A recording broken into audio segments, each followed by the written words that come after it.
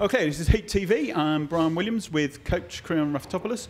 Creon, a really heartbreaking 83-87 loss today, when at one point it looked like we were going to run away with the game, and then at another point it looked like we were going to lose heavily, and the guys came right back and almost took it away from them, but in the end, again, we didn't quite make it.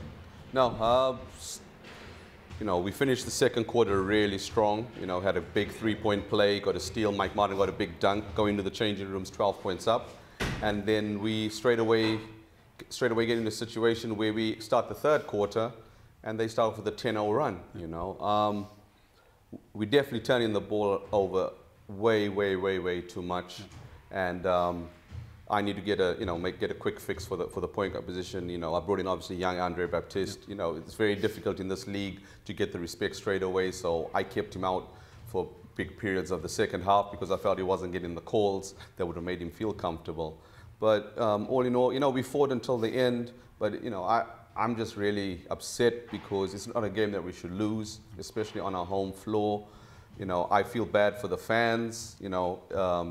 They really support us. You look at everything that they've done to keep us going. So that's the one that's hurting the most right now. Because again, free throws, and we missed 14 free throws, and at the end, I think we missed 7 or 8 free throws in the last quarter, which would have won us the game. Yeah, you got to ask yourself exactly what's going on. At one point, Julius went to the line, and just like if Julius goes to the line, it's usually cash, in the bank. But unfortunately, he missed his too, and that was kind of like the writing on the wall that we just weren't going to get into it. Towards the end, right at the end of the game, Mike Martin made one. I told him to miss the second one on purpose to try and get a extra rebound so that we could hopefully, get a quick two-pointer, quick bucket and another foul. But 30 turnovers it's unacceptable at this level. Same thing, terrible game in Plymouth Friday night. Turned over the ball about 20 times. We're not going to win any games turning over the ball like that. So looking forward then to the future, particularly now the future's secure with the Heat fans raising 25k in 25 days and Alison Reeve stepping in to take over the club and matching that. So we can put this month of uncertainty behind us. So let's talk about Andre. He looks like he's got the skills. He looked to me like he was playing the game just a little bit too fast and pushing just a little bit too hard. Yeah, I think, obviously, first home game, great crowd, got his family watching, so he was going to be a little bit nervous. Did some good things, made a couple of good passes. But, he's going to learn, he's not, as I said, I'm bringing him in to back up whoever my starting point guard is going to be. And, he'll learn as, time goes on. Yeah. So I think he'll be a good pickup. And, with the state of the club, we got to understand, I'm getting Andre for next to nothing. I don't really have, it's not a situation where I've got money to sign players right now, but he's one of the best kids that I could get. And in exchange for his services, I'm giving him time and chance to grow. Yeah. And it's good to see Thomas back after the nasty cut he sustained at Worcester. I know we talked before the game and you were saying it was 50-50 whether he was going to be played. And in the end, he did 24 minutes and again, seemed to be playing really well. Yeah, you see Thomas is improving every single game, We missed him, obviously, Friday night out in Plymouth. It was a big miss for us. And then, obviously, tonight he showed what he's capable of doing. He's more of an offensive presence than Porter is. So when we do fall down in games, it's good to have somebody like Thomas to call on.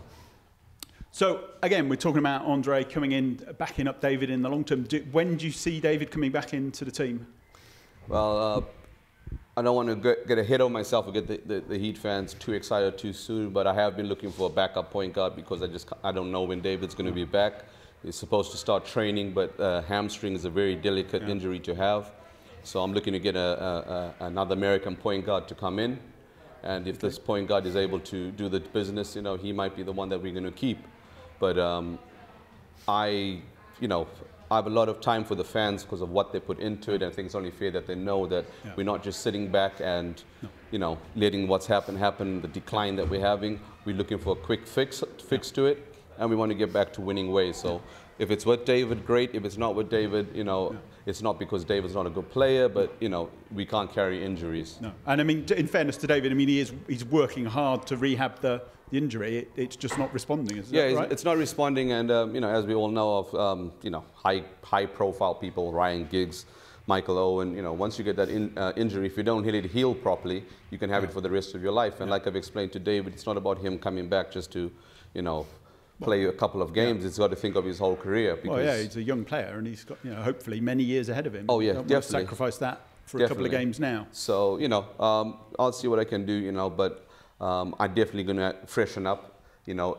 Other teams, almost every single team in the league, bar probably Essex, have gone into the transfer market and freshened up and brought different things. So I'm going to definitely mix up my team and bring in a couple of people. But as I said, you know, it comes down to the finances, and the only way I can really do it is, unfortunately, by cutting people and offering those new people coming in the same money that the outgoing people were on. Yeah. But just to clarify, I mean, there are no immediate plans to cut David. This is just a precaution in case David's injury doesn't respond. David was supposed to be out for another 3 or 4 days.